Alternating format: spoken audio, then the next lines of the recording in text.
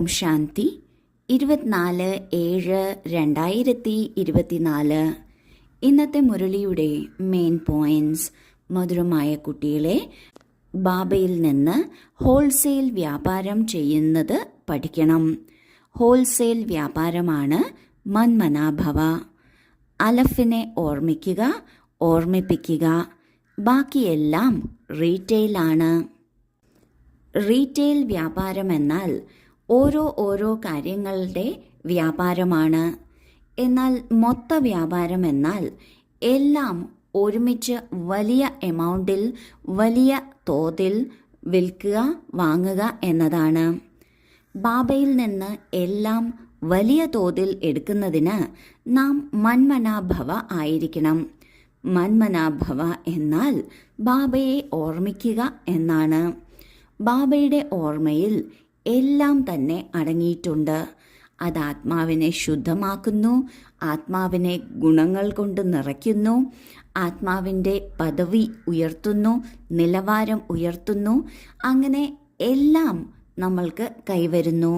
അതിനാൽ ബാബ പറയുന്നു, ബാബയോട് മൊത്ത വ്യാപാരം അല്ലെങ്കിൽ ഹോൾസെയിൽ വ്യാപാരമാണ് പഠിക്കേണ്ടത്. ഹോൾസെയിൽ വ്യാപാരം എന്നാൽ ബാബയെ ഓർമ്മിക്കുക, മറ്റുള്ളവരെയും ഓർമ്മിപ്പിക്കുക എന്നതാണ്. ചോദ്യം: ബാബ തൻ്റെ വീട്ടിലേക്ക് ഏതു കുട്ടികളെയാണ് വെൽക്കം ചെയ്യുന്നത്? ഉത്തരം: ഏതു കുട്ടികളാണോ നല്ല രീതിയിൽ ബാബയുടെ നിർദ്ദേശമനുസരിച്ച് നടക്കുന്നത്, മറ്റാരെയും ഓർമ്മിക്കാത്തത്, ശരീരം ഉൾപ്പെടെ ശരീരത്തിൻ്റെ എല്ലാ ബന്ധങ്ങളിൽ നിന്നും ബുദ്ധിയോഗം മാറ്റി ഒന്നിൻ്റെ മാത്രം ഓർമ്മയിലിരിക്കുന്നത്, ഇങ്ങനെയുള്ള കുട്ടികളെ ബാബ തൻ്റെ വീട്ടിൽ റിസീവ് ചെയ്യും. ബാബ ഇപ്പോൾ കുട്ടികളെ പുഷ്പമാക്കി മാറ്റുന്നു. പിന്നെ പുഷ്പമായിട്ടുള്ള കുട്ടികളെ തൻ്റെ വീട്ടിലേക്ക് വെൽക്കം ചെയ്യുന്നു. ബാബ കുട്ടികളെ വീട്ടിലേക്ക് വെൽക്കം ചെയ്യുന്നു അർത്ഥം കുട്ടികൾക്ക് വേണ്ടി കാത്തിരിക്കുന്നു. എങ്ങനെയുള്ള കുട്ടികളെയാണ് ബാബ സന്തോഷത്തോടെ കാത്തിരിക്കുന്നത്? ഏതു കുട്ടികളാണോ ബാബയുടെ ശ്രീമതം അനുസരിച്ച് നടക്കുന്നത്, മറ്റാരെയും ഒരിക്കലും ഓർമ്മിക്കാത്തത്, ഈ ശരീരം ഉൾപ്പെടെ ശരീരത്തിൻ്റെ എല്ലാ ബന്ധങ്ങളിൽ നിന്നും ബുദ്ധിയുടെ കണക്ഷൻ മാറ്റി ഒരു ബാബയെ തന്നെ ഓർമ്മിക്കുന്നത്, ഇങ്ങനെയുള്ള കുട്ടികളെയാണ് ബാബ വീട്ടിലേക്ക് വെൽക്കം ചെയ്യാൻ കാത്തിരിക്കുന്നത്. ബാബയുടെ ശ്രീമത്ത് അനുസരിക്കുക എന്നാൽ ബാബ എല്ലാം അറിയുന്നവനാണ്. അതിനോടൊപ്പം ബാബ നമ്മുടെ അച്ഛനുമാണ്. അങ്ങനെയുള്ള അച്ഛൻ നമ്മൾ കുട്ടികൾക്ക് ഏറ്റവും മികച്ച നിർദ്ദേശമാണ് നൽകുന്നത്. ആ നിർദ്ദേശം അച്ചടി ജീവിതത്തിൽ കൊണ്ടുവരുന്നതിലൂടെ നാം ബാബയുടെ ഹൃദയസിംഹാസനത്തിലിരിക്കാൻ യോഗ്യരാകുന്നു. ബാബ പിന്നെ വീട്ടിലേക്ക് സ്വാഗതം ചെയ്യുന്നു.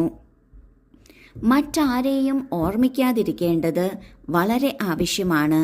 കാരണം മറ്റുള്ളവരെ ഓർമ്മിക്കുന്നതിലൂടെ അവരുടെ നിലവാരത്തിനനുസരിച്ച് തമോ പ്രധാനം തന്നെ ആകുന്നു.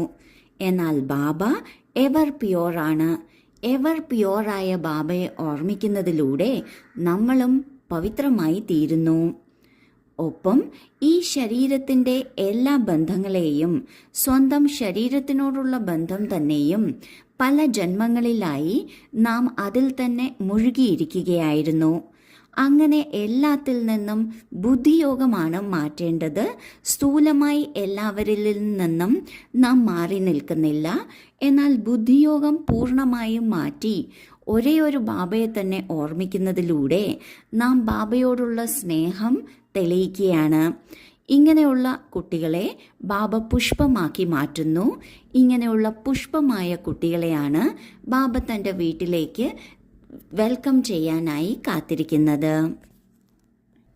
ധാരണയ്ക്കുള്ള മുഖ്യസാരം: 1. ഏതുപോലെ ബാബ കുട്ടികളിൽ ബലിയാകുന്നുവോ ഇതുപോലെ ശരീരം, മനസ്സ്, ധനം സഹിതം ഒരു ബാബയിൽ പൂർണ്ണമായും ബലിയായി 21 ജന്മത്തേക്കുള്ള സമ്പത്തെടുക്കണം. 2.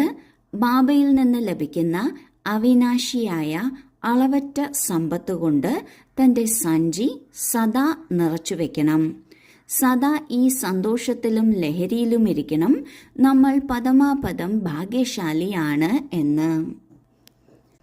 ആദ്യത്തെ പോയിന്റിൽ ബാബ പറയുന്നു, ബാബ നമ്മൾ കുട്ടികളിൽ ബലിയാകുന്നു. ഏത് കുട്ടികളാണോ ബാബയെ തന്റെ ജീവിതത്തിലേക്ക് വിളിക്കുന്നത്, അങ്ങനെയുള്ള കുട്ടികൾക്ക് വേണ്ടി ബാബ എല്ലാം ചെയ്യുന്നു. അവർക്ക് എല്ലാ സമ്പത്തും നൽകുന്നു. ഇതിനാൽ ശരീരം, മനസ്സ്, ധനം സഹിതം പൂർണ്ണമായും ബാബയിലും ബലിയാകണം.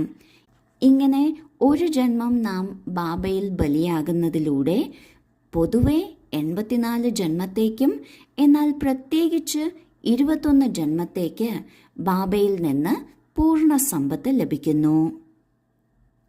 രണ്ടാമത്തെ പോയിന്റിൽ ബാബ പറയുന്നു, ബാബ എന്ത് സമ്പത്താണോ തരുന്നത് അത് അമൂല്യമാണ്, അവിനാശിയാണ്. ഇങ്ങനെയുള്ള അമൂല്യമായ അവിനാശിയായ സമ്പത്ത് കൊണ്ട് തൻ്റെ ബുദ്ധിയാകുന്ന സഞ്ചി എപ്പോഴും നിറച്ചു വെക്കണം. സദാ ഈ ഒരു സന്തോഷം ഉണ്ടായിരിക്കണം നമ്മൾ എത്ര ഭാഗ്യശാലിയാണ് എന്ന്. സദാ ഇത് ഓർമ്മിച്ചു വെക്കുന്നതിലൂടെ എല്ലായ്പ്പോഴും സന്തോഷമുണ്ടായിരിക്കും, ലഹരിയിലിരിക്കാനും സാധിക്കും.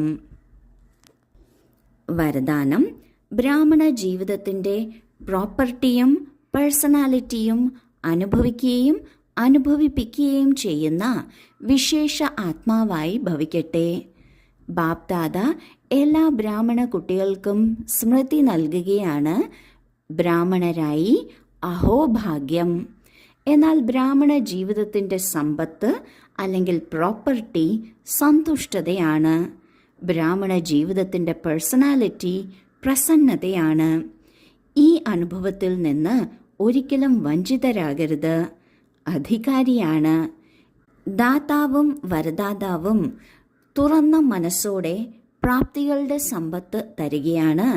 അപ്പോൾ അത് അനുഭവത്തിൽ കൊണ്ടുവരൂ. മറ്റുള്ളവരെയും അനുഭവിയാക്കൂ.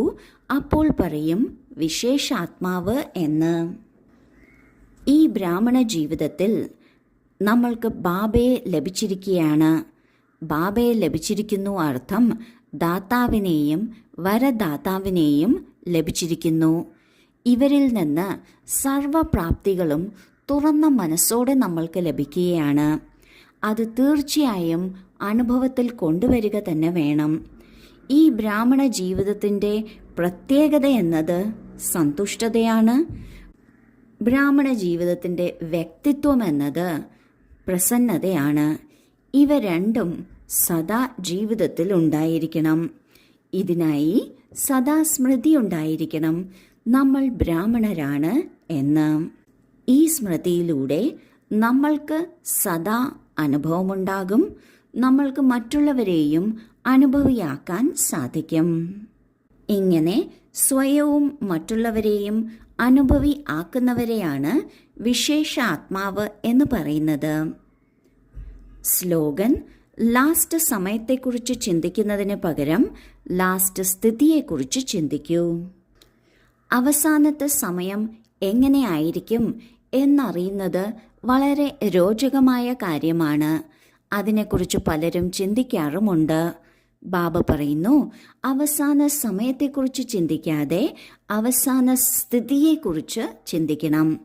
എന്ത് തന്നെ പരിതസ്ഥിതിയായാലും എങ്ങനെയുള്ള സമയമായാലും നമ്മുടെ അവസാന സ്ഥിതി എന്തായിരിക്കണം എന്നതിൽ ഫോക്കസ് ചെയ്യണം. ഓക്കെ.